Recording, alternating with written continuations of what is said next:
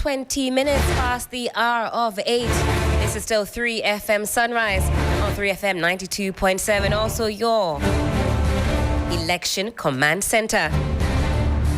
Now, before that break, I mentioned that we will be speaking with Mr. Ebenezer Nimako Nyako, founder and CEO, EN Analytics and Consulting Limited. He's an actuarial analyst and a data scientist, and we're going to be crunching some numbers this morning, as we've been doing for the last few weeks, as we zoom into election 2024 with a focus on smaller parties this morning. Ebenezer, good morning. Good to see you. Good morning. You've been very busy this election cycle, educating us and bringing us some numbers. Sure. And I know this morning is no different. Yeah, it's very exciting to be around and then to give the numbers around and let people understand the dynamics and what is going on. Yeah. Absolutely. Yeah. Are there people reaching out saying, actually, I'm learning a lot, or I didn't know about this particular statistic, and so on and so forth? Sure. I mean, it's been fascinating, and then people are talking about, especially some of the social media posts out of the discussion that we have. People really are following our discussions, and then they want to know more about the dynamics and then what is the likely outcome of some of the topics that we've been discussing so far.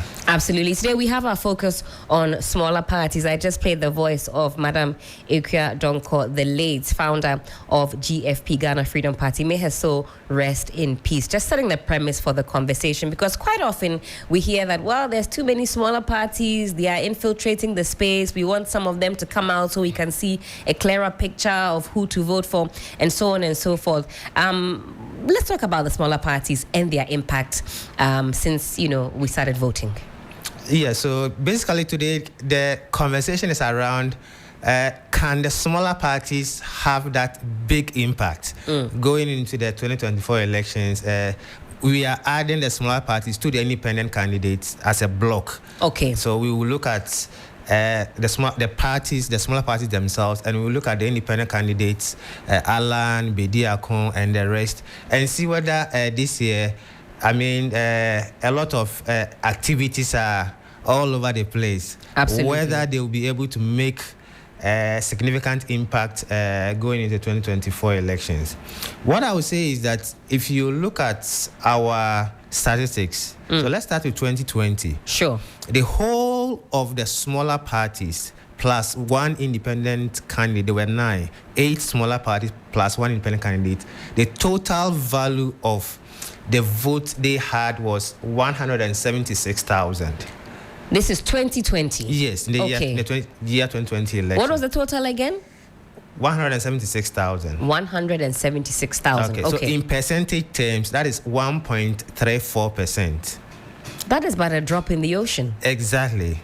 So since we started in 1992, the smaller parties plus the independents started 1992 with 11.3%. So since we started voting, if you amalgamate all the figures and you put it together, that is the percentage? No, in 1992 alone. Oh, 1992 alone? Yeah, Hillary Mann had a significant percentage, and the smaller parties also pulled their weight. So that is where we had 11.3%. 11%. And that is a far cry now down the line. Exactly. 11.3%. Yeah, so that's where we started in the Fourth Republic. Right. For the smaller and the third parties.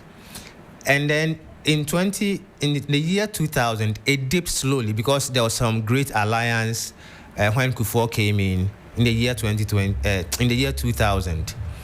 But it went up again in 2004, and since 2004, it has trended downwards.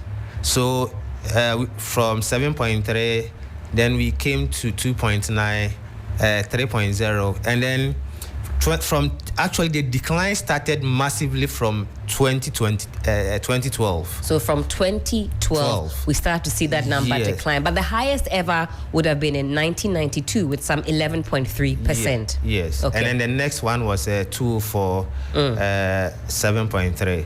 But since 2012, they've not gone past 2%. Yes, so 2012 they did 1.6, 2016 they did 1.7, and then 20 2020, they did 1.3. So in fact, we see that steady decline. Yes. Maybe if we are following the trend analysis, maybe it could even be 1% this time round. But for the coming in of maybe Alan and Bediakon, now you see that the number of independent candidates they are 4 now instead of usually having 1. That may boost the number a bit. Okay. Take it a bit upwards. But you can see the trend that if they are not coming, you could see the trend that where we were going. So you realize that I was telling some people that Ghana is, as far as voting is concerned, Ghanaians have a binary choice now. Right. The voting pattern. It is either NPP or NDC.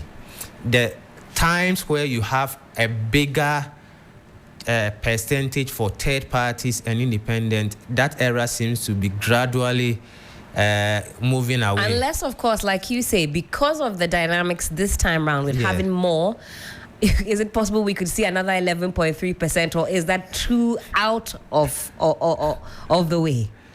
So let's put all of this in historical context. Sure. Okay.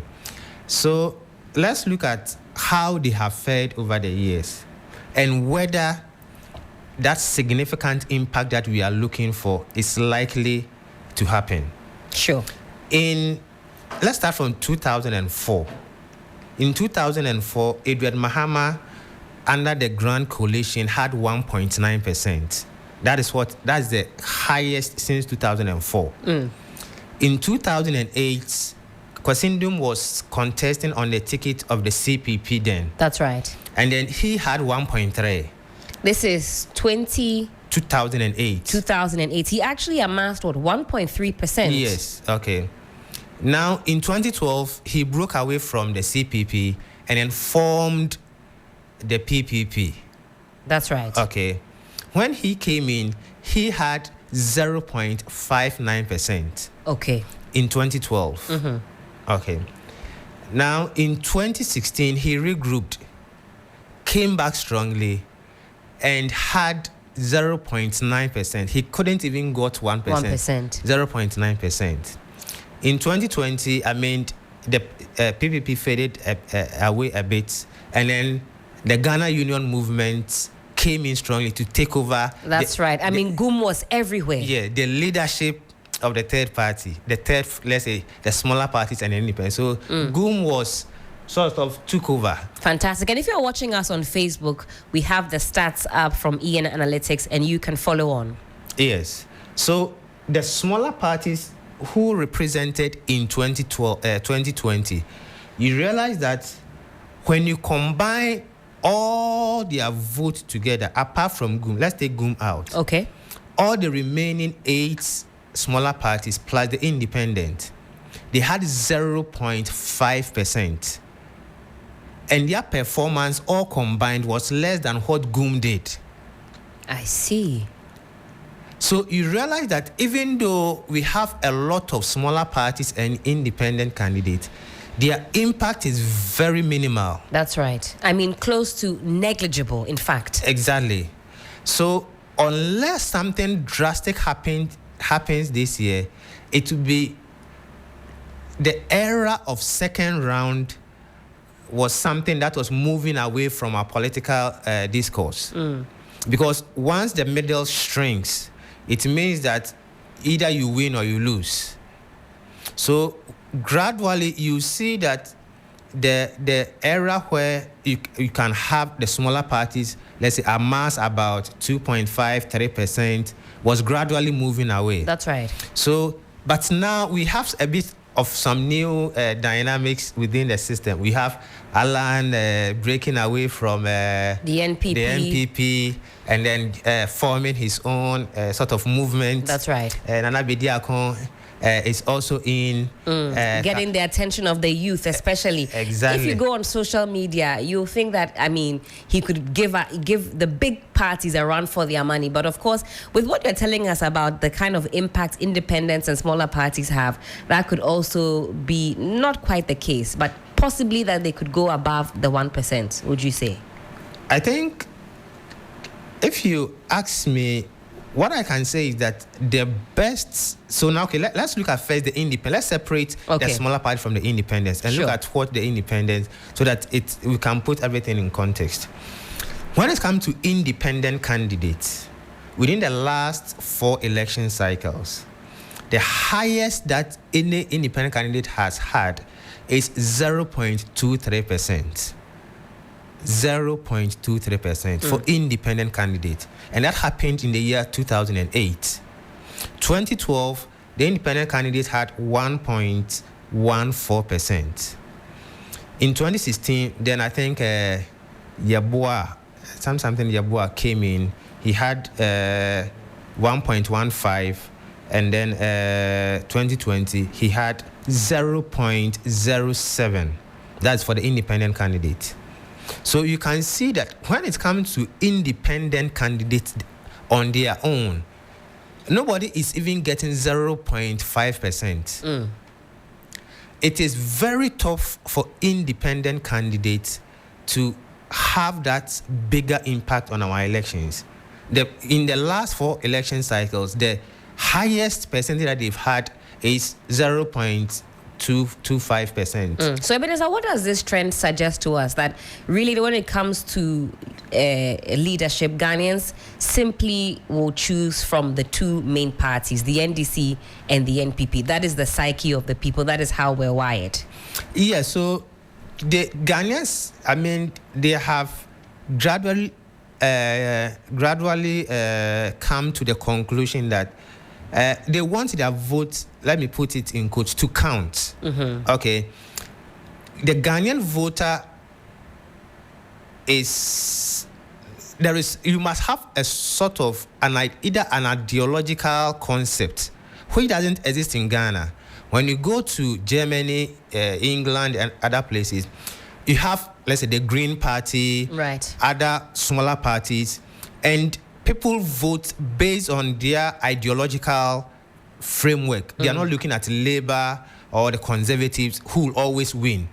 But they are principled on the premise that they are talking about the environment. So, for example, they'll buy into the Green Party's agenda if they are conscious about climate change and so on and so forth. Somebody might think, well, Liberal Democrats I align with that kind of viewpoint. So you say it's really about the ideology, not really about the institution or the party itself. Yes. So in the Western societies, these ideological blocks exist, and it gives the room for people to vote for smaller parties, even though they know that those smaller parties are not going to win. That's interesting. So that is why maybe in a place like UK, even if the Lib Dems don't win, they'll get some strong numbers. I mean, numbers that we can't compare, these 0.2, because people who align with that ideology will vote because innately that is what they want to go for, whether they win or they lose. Exactly. But it is not like that in Ghana. Ghana, smaller parties don't have that ideological concept, which in the Ghanaian voter, I don't think, at the end of the day, is bread and butter issue. That's the number one on the Ghanaians' mind. I mean, what I'm going to eat tomorrow, how I'm going to give chop money out, not about what your innate convictions are, all of that. The Ghanaian voter is not talking about climate. It's not thinking about climate change, and it fits into the overall well-being of the state. But they really want someone who will solve their basic issues for them. And so the NPP and the NDC have become the main medium for which they believe that they can exercise their votes for these 2 parties to work on their behalf and ensure that they are able to solve their problems for them. So the idea of voting for a smaller or a third party is gradually fading from the mindset of the Ghanaian. The Ghanaian wants his vote to count, and they believe that it is either NPP or NDC who has the chance of coming to power or retaining power and ensuring that they are able to solve their basic problem that confronted them. Does money come into the equation as well? Because, of course, we know that you need some financial muscle to campaign. You need the finances to, bus people here and there and, travel the length and breadth of the country. The smaller parties, it would appear, don't have that financial muscle. Is that something that you say would go against them? I mean, these days, the 2 big parties were told, even, for example, from Codeo, they have observed this time round that there's financial inducement endorsements ongoing with both the big parties offering, gifts, incentives. Is that something that you would say the average Ghanaian also thinks about, and that's what the two main parties are leveraging on to the disadvantage of smaller parties? No, I don't think at the national level money plays that much importance in deciding who becomes the president. We can have a conversation. Let's just situate this in the context, for example, Papa Kwesi Nkrumah. Right. Okay. Later on, we can look at Alan and somebody like Bedi Akon. I mean, he's very financially capable. Okay. But let's look at Kwesi Nkrumah's campaign. Right. In 2016 and in 2012, I mean, if you are talking about a campaign that was well-resourced, a smaller party that was well-resourced, and the ability to finance their operations, I mean, you can't take out PPP by then. They had offices all around the country. You remember the famous, there was a big rally in Accra here. I mean, the numbers were massive. And if you could just look at the numbers and people that came to that very campaign, the national campaign launch of Kwesi Nkrumah then, you could, if you don't take it, you could say that Kwesi Nkrumah was going to, sweep MPP and NDC aside. That's why they say fear delegates. Exactly. So Ghanaians will come. They will have a look at your campaign slogans, your programs and all of this. But at the end of the day, they know who they are voting for. Right. And let me put it in quote, they don't want to waste their vote. So even if you have noticed the trend, even within intra-party activities, like selection of a presidential candidate within the parties, haven't we seen and heard on countless occasions that the delegates will take your money? Yes. At the end of the day, they know who they are voting. They will promise that they will vote for you. They will take the money, but they know. At the end of the day, they know who is relatively better in governing the country by instead of just voting just because somebody has given them money. And so I think that you are the Ghanaian is sometimes when we say money influences the Ghanaian voter, that could be probably at the delegate level. Okay. That could be at the delegate level. What about maybe on the parliamentary side where, they're in the communities, like you've told us, I believe a few weeks ago, that it's a very different ball game when it comes to the parliamentary candidates. Do you see that difference there? Some of them could do one or two things, okay. But if you look at the patterns of voting, even at the parliamentary side, you realize that at the end of the day, they choose who they want to choose, okay. And it has been, we've seen like the last time we were discussing countless occasions where, they virtually alternate, in some constituencies, they virtually alternate between MPP and NDC. So no matter the money that you give them, if they think that you are not solving the basic problems there, they will take the money, and at the end of the day, you will still either win or lose. Right. I don't think there is much research to find out what, because giving of the money itself is in secret. So you can't aggregate that, okay, out of this outcome, maybe this percentage were induced or enticed with money. Because of that, it's very difficult to do some research to know maybe this aggregate of voters were induced with money, right, and then maybe it influenced this outcome. For all you know, even if they hadn't given the money, the outcome that came, that would have been what would have happened. So at the presidential level, that one I completely discount the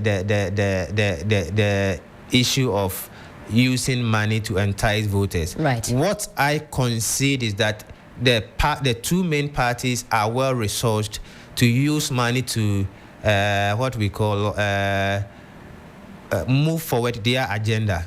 Okay, so it becomes more easier for them.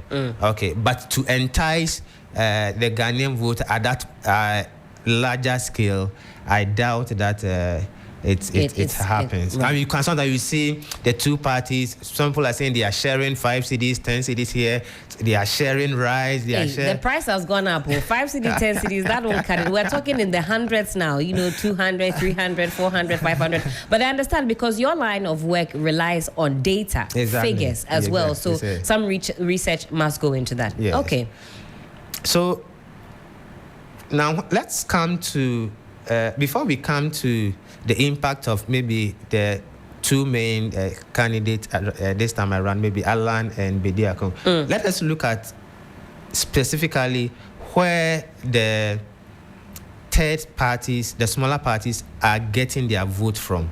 Certainly. Yeah, so in the 2020 elections, okay, surprisingly, the majority of the votes, in fact, I was surprised when I looked at the data, but Western region leads the pack, where third parties had the highest number of votes. Is Western region a swing? Not necessarily. Not necessarily. Okay, I see. Okay. It's a reliably an MPP region. Okay. Okay. They swung once in 2012 for Mahama, but it's generally they vote MPP, the region as a bloc. Okay. Yeah. So, but almost 3% of the entire votes that they cast in 2020 was for the smaller and the third parties. Do we know why they decided to do so? And it's very difficult to tell, but when you go down, we would drill down to some of the few constituencies, you will see that areas like Jomoro, the CPP in Nkrumah's area, that accounts for a significant component of most of the areas where you have a lot of smaller party and the independent party candidate. Then Upper West was second, 2.6. The Upper East was third, 2.5. Savannah, 1.8. Central Region, 1.8. Northeast, 1.7. Oti, 1.6. Western North, 1.5. Bono East, 1.4. These are the top 10. And then Bono also had 1.3. So you can see that Western and then the Upper East area, I think the elements, what do we call the historical holdout of Liman in that enclave, they are still there. I mean, and this is as at 2012. No, we are looking at 2020. So even as at 2020. So this, as you can see, if you're watching us on Facebook, we have it on the screens now. Smaller parties, the top 10 regions, of course, Western region to some 2.9%. And this is as at 2020. As at 2020. And you say that influence is still rife? Yes. I mean, the foundation that Hilal Liman, the PNC, he laid, okay, I mean, it was a very solid foundation. We shouldn't forget that in 1992, Liman actually had 5 parliamentary seats. Okay, so it was a very big party, okay, that the MPP and the NDC managed to collapse. Right. Okay, and then along the line. But Western region is a very, they still, the Jomoro area, the CPP, I mean, they are still strong holdouts. They believe in their concept. So you go there, you see that. So then that means that when you talk about this idea of ideology, the Western region maybe embodies that idea, or is it more really, well, this is from our neck of the woods? Is this more that familial ties as opposed to ideological affiliation? Yeah, I think this is more of. This is one of our own. One of our own, okay. You get it. So you go to the Jomo area, okay, this is historically where Nkrumah is from. I mean, we have to maybe keep his legacy. So people still have, you have a sizable number of people. Of the voters who still have that concept. And then I saw third was Upper East. So yes, Upper East. Okay. And then you come to Savannah. So you have these areas where you still have a significant number of. We have the top 10 constituencies out of the regions. We can also have the top 10. I don't know if we can have the graph as well. Certainly. For the top 10 constituencies that we have. But you can see that when it's come to the top 10 constituencies, Sisala East tops the league. Almost 7% of their votes, the valid vote in that constituency, was for the smaller and the third party. Interesting. In 2020 elections. Okay. Now you look at Jomoro. That is what I was talking about. So Jomoro had 6.65% of their votes. So very interesting. You see there that whilst in the Western region, they would top the charts as far as voting for smaller, or shall I say third parties. When it comes to constituencies, though, they're overtaken by Sisala East. Exactly. Interesting. Exactly. Then you look at Bulsa South, 5.9. And then Ahanta West, the Agnan Kwanta area in the Western region, 5.3%. Then Pusiga is doing 4.2%, Timpani 4.05%. Then in Central region, Papa Kwesindum area, Commander Edna Iguafo. Yes, that area, I mean, the PPP concept, I mean, is still vibrant. And again, this is 2020, this is still quite recent. Yeah, exactly. So, and then Jomoro Ejura, which is also within the Jomoro area in the Western region. And then you are looking at Garu, 3.77, and then Talensi also doing coming in with 3.76. So you see that these are the top 10 constituencies where the third parties and the independent candidates did very well when it comes to the like 2020 elections. So it is not all that bad for the third party, just that in other regions, like when it comes to Greater Accra and most other constituencies, I mean, the numbers are going down drastically. In fact, I wanted to ask about that. I know the Greater Accra region didn't feature in the top 10. Where does the Greater Accra region fall when it comes to voting for third parties and smaller parties? I think Greater Accra region will be in the range of, I think, around 13 or 14th position. So, okay. So Greater Accra is the last but one, the 15th when it comes to the regional rankings. Okay, so I'm actually quite surprised by that statistic. Okay. I would have thought that the Greater Accra region would maybe rank a bit higher because you think, okay, it's quite cosmopolitan, it's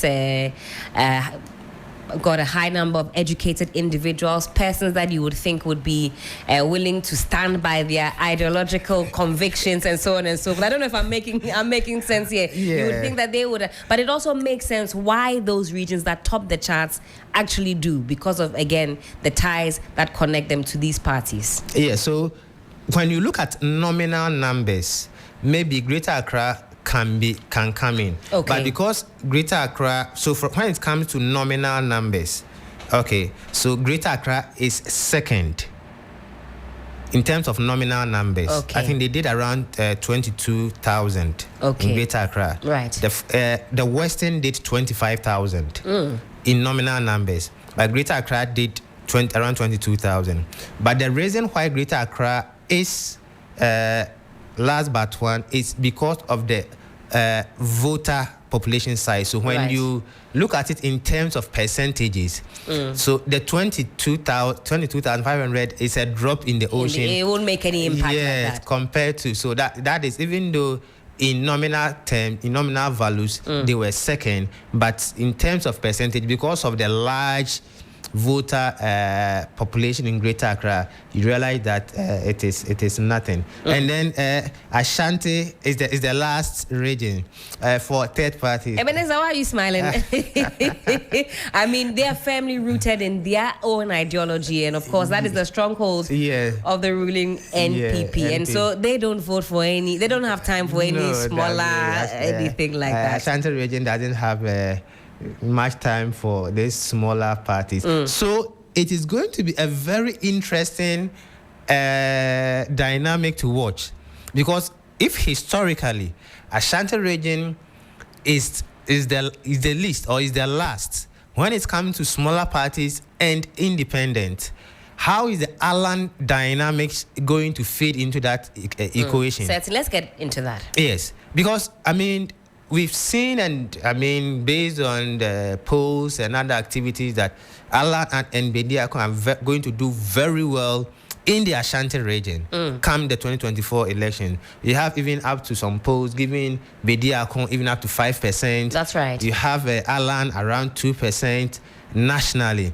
Okay, but if you look at the Ashanti region, as I have established, Ashanti region, when it comes to smaller and independent candidates, they are the least. They don't actually have time for smaller and independent candidates. So it's going to be very difficult, but my guess is that